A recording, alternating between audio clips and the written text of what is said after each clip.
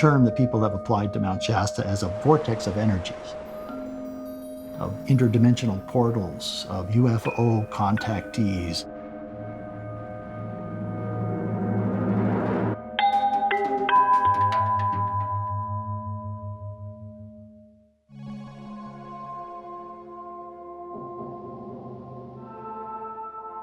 One day, walking downtown, I looked up at the mountain and I saw about a dozen white temples on the side of the mountain in the locations where people go to meditate.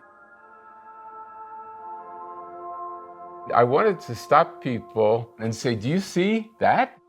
And I realized that would be futile, that they weren't seeing it. I usually sense the presence of one of those spirits next to me. And then I directly listen to whatever thoughts he or she feeds to me. I am consciously aware. I know what I'm talking about. I can ask them questions. I'm a conscious channel. I am what is called a scribe. The Ascended Masters merge their consciousness with mine. And I'm the scribe. I have a pen and I write. And there's no thinking on my part, because there's only one consciousness. I'm not really one to make stuff up. I like to look at the documents that are here and then pull a story out of that. Probably had 15, 20,000 books at one point. When I was in my 20s, I started having, I guess what you'd call spiritual experiences. I was really interested in psychology, religion, and the interface between them. So I studied major religions, and I went through all of that. And then there's a point where I go, okay, and now I just let it go.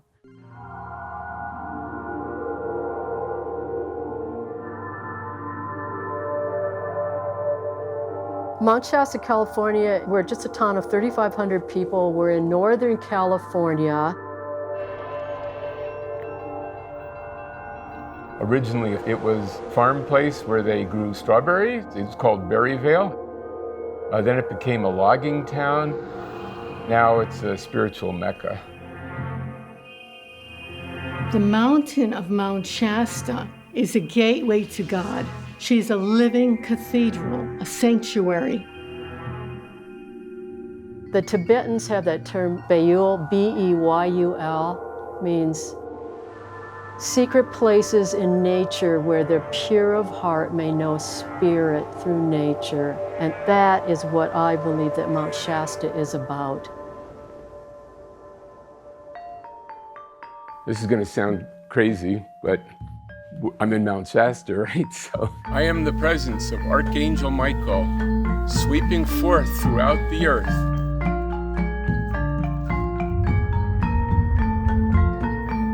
As you see an opening and cosmic rays, beautiful rays coming through.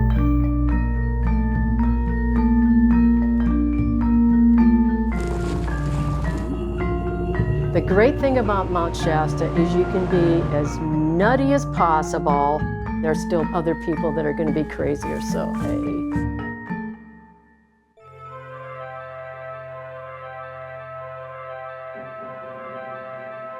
Well, someone came up to me on the street in India at the Kumbh Mela, and I said my visa was expiring and I had to leave India, and I was really sad because I missed the energy. And he said, well, don't worry, there's a place in California called Mount Shasta that has similar energy to the Himalayas. In 1 week, 3 different people told me you have to go to Mount Shasta. In 1925, there was an obscure little newsletter. It wasn't very long, but it says the most amazing mystic village in the world is on Mount Shasta. And that story grew into a full-length book, and that started spiritual tourism to Mount Shasta. What's interesting about Mount Shasta is you think about the folklore, the myths, and sometimes you think about those things being always in the past. What's fascinating about Mount Shasta is that you see it being created all the time. To make sense for people, the history of these legends, I could break it up into 5 different myths. Philos, the Tibetan, and his brotherhood of Mount Shasta, inside Mount Shasta. It's in the late 1880s or so. Then the Lemurian myth starts in the 1920s. Then you have the Saint Germain myth, starts in the 1930s. And then you have the Telos myth, which starts in the late 1970s. The last one I call the Shasta Vortex. And it takes everything that the first 4 don't cover.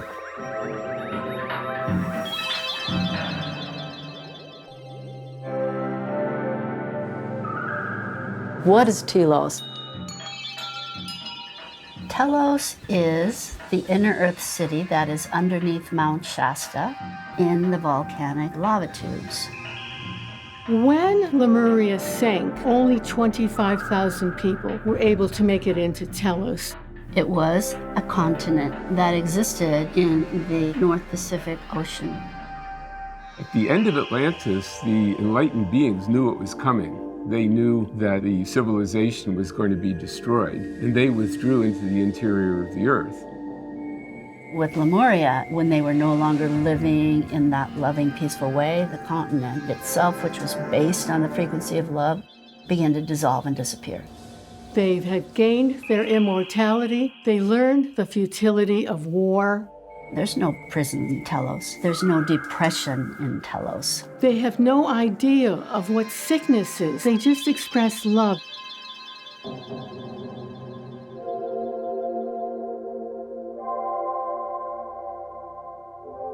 The way I take people into Telos is through etheric inner earth entrances that I've discovered.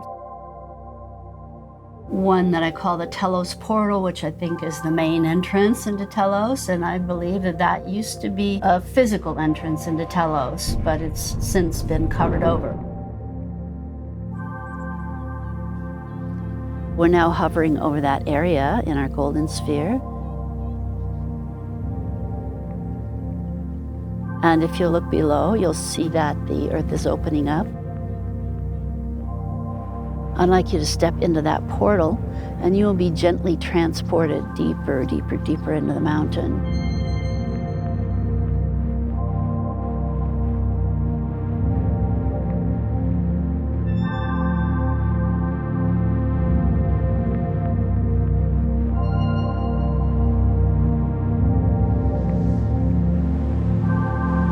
So a lot of people came here in the 70s hoping to contact Philos and be taken inside the mountain. In fact, my first year here, I spent a lot of time on the mountain looking for the door. There is a door on the top of the mountain of Mount Shasta that slides open to where starships come in and out, going from Telos to the center of the earth, bringing in supplies. There was one time when a huge lenticular was along the side of the mountain. The wind is blowing and other clouds are coming and going, and this thing stayed at the same place for 3 days. And yeah, I watched Star Trek, so I have to say, I think maybe a little cloaking on that. The air is actually moving over and through this cloud. You're at 100 miles an hour, and yet it looks still. Because air is condensing instantaneously, it comes and drops back down, compresses, heats instantaneously, and disappears. If you were to enter into Telos through Mount Shasta, you would see a very beautiful city. There's a lot of crystalline buildings there. There's a crystal that was brought from the planet Venus that's coupled with electromagnetic energy that gives full spectrum lighting. Electromagnetic trains take the people from Telos into the center of the hollow earth in just maybe a half hour. They fly and glide. They kind of hover above the earth. They're here and they think about here and they're there. It's called teleportation. There's an enormous library of Porthologos located in the very center of the hollow earth that holds all the records of our universe on crystal slides with a crystal projector. So people come from all over. They find the problem that they're having with their planet to see how other planets solved it. There are several times I've been to the interior of the earth in my higher body, and I did see a race there of beings where they were loving, lived in harmony, were working on their own evolution, and also helping people on the surface.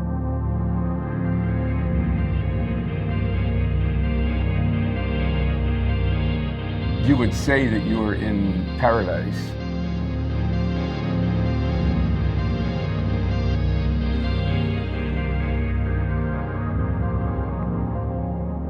An ascended master is something a lot of people are thinking about these days. This master that I studied with was there when his master ascended, that all that was left on the ground was the robe, the hair, and the fingernails. There is the high priest of Telos, Adama, an ascended master. The only thing I know about Adama is what he told me. He's 7 feet 2 inches with brilliant blue eyes and long, flowing blonde hair. There's 2 different skin types, I guess. One is Caucasian, and the other is more brown skin with dark eyes and black hair. They look just like we look, except they're taller. Their bodies are perfect. It's not that they're white bodies, they're light. You know, it's beyond race completely. People don't know that the kind of the master race idea permeates our culture, and it's hard to get away from it.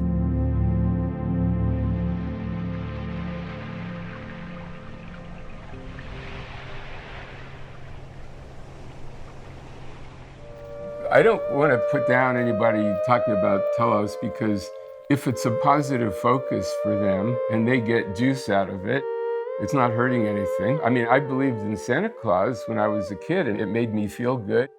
You know, that was a beneficial fantasy or whatever. And I'm sure many people think that what I talk about is a fantasy too.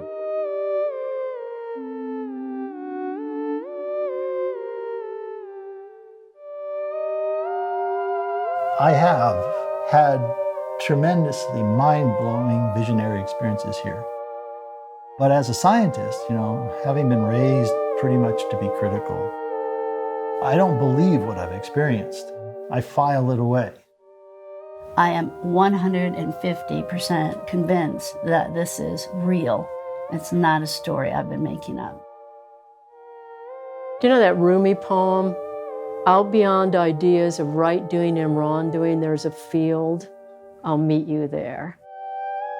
When the soul lies down in that grass, the world is too full to talk about. Ideas, language, even the phrase each other doesn't make any sense. To me, that's what it's about, and I think that's what a lot of people get when they come here too.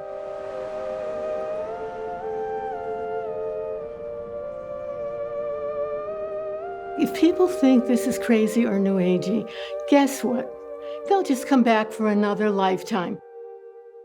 People on this planet have already had between 500 and 1,000 lifetimes in the last 12 million years. We keep coming back and back trying to get it. And they'll just keep coming back. But I'm not coming back.